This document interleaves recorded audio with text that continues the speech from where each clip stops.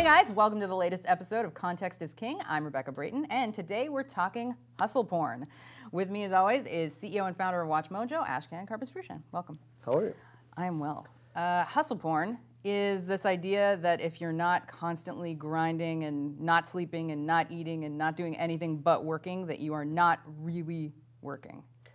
Right? Yeah, so I think that actually strikes straight into like the mission and vision of why we launched Context TV, the whole concept of like work to live, don't live to work. But if you are constantly working, not eating well, not taking, not exercising, not taking care of yourself, you are an asshole is what you are. Like you're basically nonstop angry, agitated, like 24/7 in every situation you have, right? So I think it's also part of the whole concept of regression to the mean. Everything goes to an extreme, it gets overdone, and then it's like, whoa, let's go back to a little bit of sanity. And I think if you think of, like corporate life, I think a lot of executives, whether it was after the 80s or the 90s or more recently, they got to a point that they said, why am I playing this rat race? It's not worth it.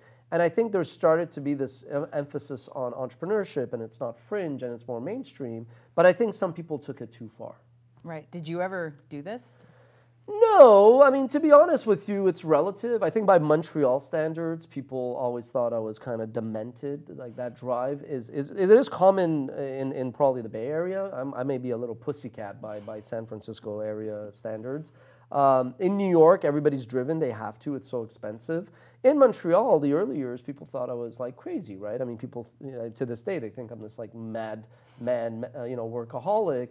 But I've actually always had a lot of balance, right? And the reason for that was like I figured it out very quickly that like the only way that I was going to be able to survive and because I liked working and I liked challenges, was if at least the work I did was something I enjoyed and I didn't view it as work, right? If you don't really view it as work, you're not working, whatever.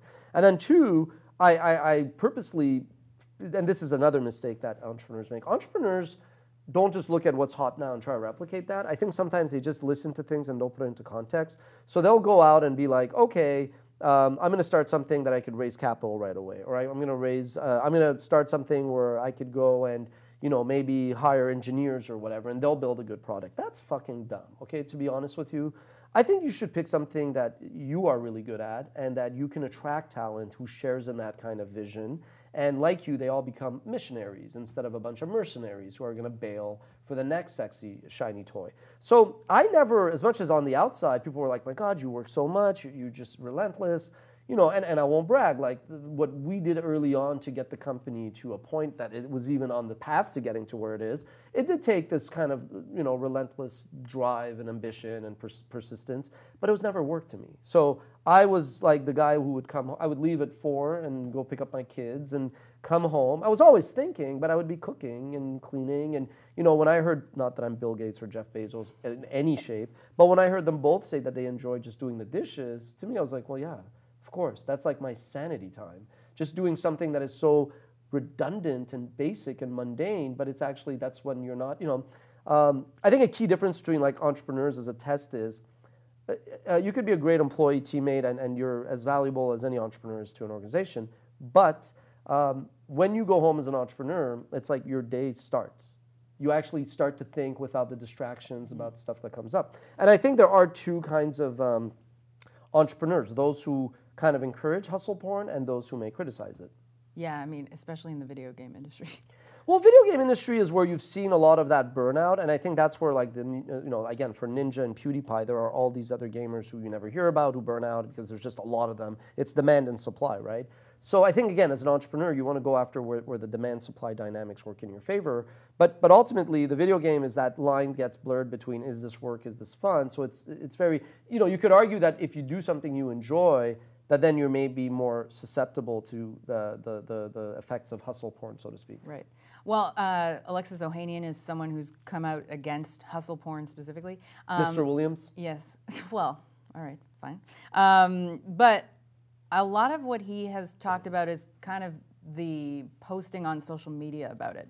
Now, do you think these people are actually working that hard, or are they just posting? Well, as a parallel, the gal who's on Instagram taking all these, I mean, that's not her full-time life, So I don't think that's also reflective. So no, I don't think the entrepreneur that's always doing that That's 247. Now, you mentioned basically one side, which is the criticism, which is what Alexis said. He's the founder of Reddit, married Serena Williams, Venus Williams? Serena, sorry, I should know that. He's a great guy, very smart, gets it basically.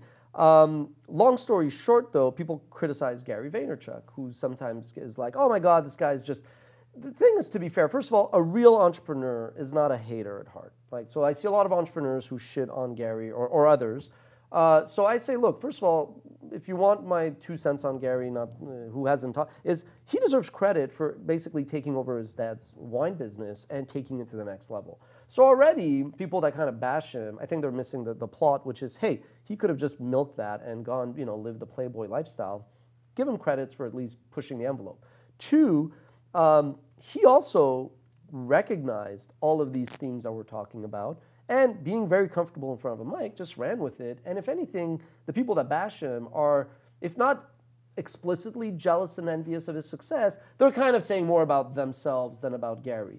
Now, 3, yes, I think that as part of people's maybe, hey, I'm going to take a contrarian take and talk about whether this extreme is healthy, it's very easy to pick on someone like Gary and say, well, he's the poster child for hustle porn, which I think is kind of unfair.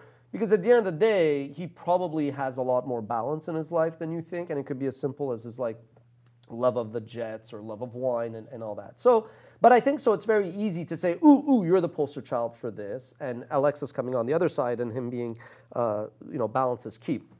I think Gary represents that, not first, but a earlier wave of entrepreneurship, and when you're in the trenches, I used to, as a parallel, a few years ago, I didn't view, everybody knows we rely on fair use, and we've fought those wars, and we established precedents, and a lot of at least what YouTube does to defend fair use does come from some of the battles that we fought early on.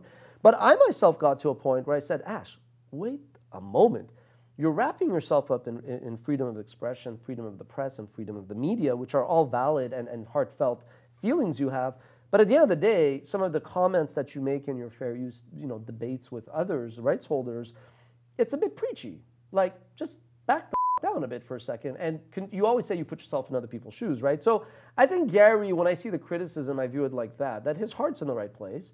He's popular. He's riding the entrepreneurship wave, but he was probably so in the trenches that as he's trying to capture, do I ever want to have 5 cameras following me? No, but I wouldn't criticize him if that's what he does, because that's the success that he's fought for, and more power to him. There's probably a more eloquent way to point out, like Alexis did, that, hey, you don't need to do this, which is, I think, the better way to approach it. Right. How long do you sleep at night? I sleep really well. I used to go to bed a bit later, midnight-ish, but now I'm 10, I'm in bed and early, and I get my sleep. And it's also my kids are 10 and 8. I've put in my hours of waking up in the middle of the night. And you see now who at the office with the young kids, 3 a.m. emails going around. I'm always to the new teammates, I'm I'm not, these people, I don't think it's healthy. We have some folks showing up here at 6 a.m. Mind you, they leave earlier. That's flex time, but it's, to each. I stress balance. I remember early on when we started, I would tell people, don't be here on the weekends if you just want to be I worked on a weekend. Don't stay late. Stay late if you have a project to finish. I kind of view it as that balance between work, life, and play. It's never an equilibrium. You got to just over time. It's like a relationship. It's never going to be 50-50 at all times. It could be even 80-20, 60-70. That's the new math, 60-40. The key is that over a continuum, there's something resembling balance. Fair enough. Okay, thank you. If you guys have any questions for Context is King, make sure to leave them in the comments, and we'll try to get to them next time. See ya.